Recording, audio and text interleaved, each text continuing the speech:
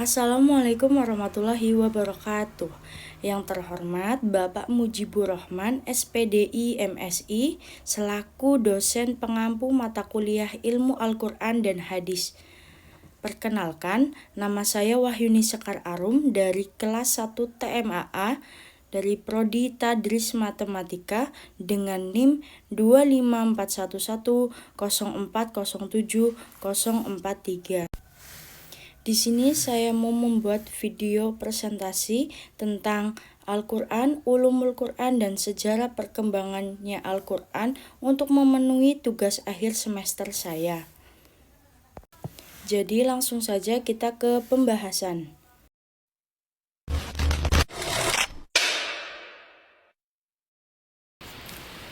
Pengertian Al-Quran. Secara etimologis, Al-Quran adalah asal kata masdar dari Quran ya Quran yang bermakna al-jama'ah wa dama, artinya mengumpulkan atau dikumpulkan. Kemudian Al-Quran bacaan adalah kumpulan huruf dan kata dalam suatu susunan tertentu. Al-Quran adalah kalam Allah yang diturunkan kepada Nabi Muhammad SAW dan dipandang beribadah dengan membacanya. Selanjutnya yaitu nama-nama dan sifat-sifat Al-Quran. Nama-nama Al-Quran: 1. Al-Quran, kedua Al-Kitab, ketiga Al-Furqan, keempat Al-Zikr, kelima At-Tanzil. Dan sifat-sifat Al-Quran itu ada nur yaitu cahaya, mau'izah nasihat, syifa obat, huda petunjuk, dan rahmat. Ketiga mubin yang menjelaskan. Keempat al-mubarak yang diberkati. Kelima busyra berita gembira. Keenam aziz yang mulia. Ketujuh majid yang dihormati. Ke-8 basyir pembawa berita gembira. 9 basyir dan nazir pemberi peringatan. Selanjutnya kedudukan Al-Quran. Yang pertama, Al-Quran sebagai sumber hukum utama.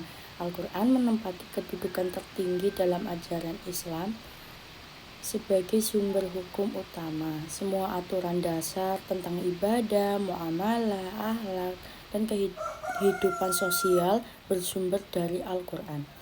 Jika ada persoalan dalam kehidupan, umat Islam menjadikan Al-Quran sebagai rujukan pertama sebelum sumber hukum lainnya. Yang kedua, ada Al-Quran sebagai petunjuk hidup. Al-Quran berfungsi sebagai pedoman hidup bagi manusia. Di dalamnya terdapat petunjuk tentang cara beriman, bersikap, dan berperilaku dalam kehidupan sehari-hari agar sesuai dengan ajaran Allah. Dengan mengikuti petunjuk Al-Quran, manusia dapat menjalani hidup dengan arah yang benar dan seimbang. Yang ketiga, ada Al-Quran sebagai kitab yang terjaga keaslian dan keagungannya. Al-Quran adalah kitab suci yang dijaga langsung oleh Allah keasliannya, baik dari segi lafaz maupun maknanya. Sejak diturunkan hingga sekarang, Al-Quran tidak mengalami perubahan keagungan. Keagungannya terlihat dari isi, bahasa, serta pengaruhnya dalam membentuk akhlak dan peradaban manusia. Yang keempat, Al-Quran dalam hubungan dengan hadis dalam kehidupan sehari-hari. Al-Quran dan hadis saling melengkapi.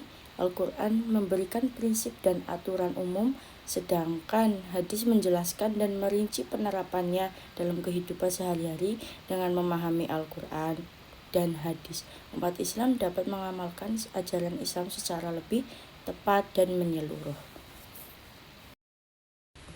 Selanjutnya, pengertian ulumul Quran. Secara terminologi adalah sekumpulan berbagai ilmu yang berkaitan dengan Al-Quran, mulai dari sejarah turunnya, cara pengumpulan dan penulisan, sebab-sebab turunnya ayat atau asbabun nuzul, pembagian surat Makkiyah dan Madaniyah, hukum naskh dan mansukh, pembatal dan yang dibatalkan.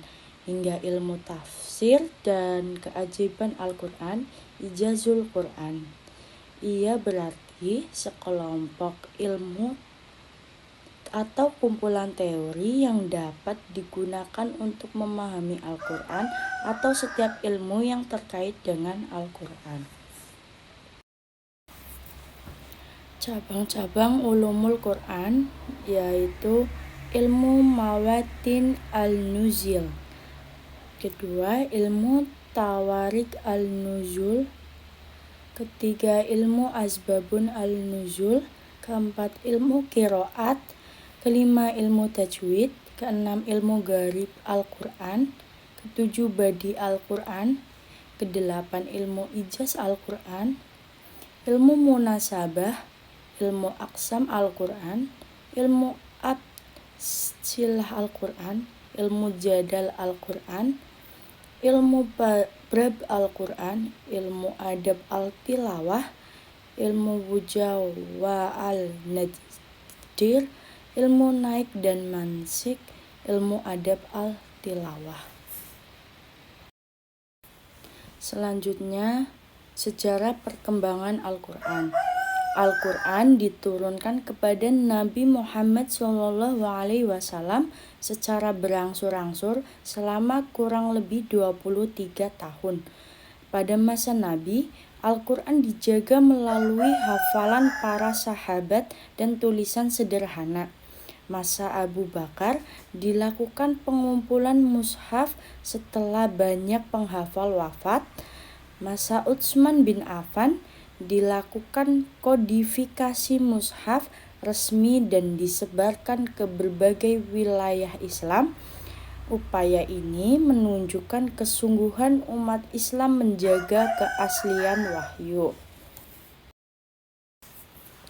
Kesimpulannya, Al-Quran adalah kitab suci yang diturunkan Allah Subhanahu wa Ta'ala kepada Nabi Muhammad SAW sebagai pedoman hidup umat manusia.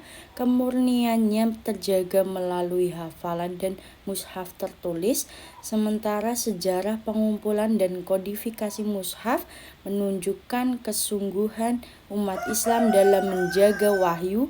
Selain sebagai sumber hukum, Al-Quran juga menjadi petunjuk moral, sosial, dan spiritual dalam membangun peradaban. Sekian presentasi dari saya tentang Al-Quran, ulumul Quran, sejarah perkembangan Al-Quran. Terima kasih. Wassalamualaikum warahmatullahi wabarakatuh.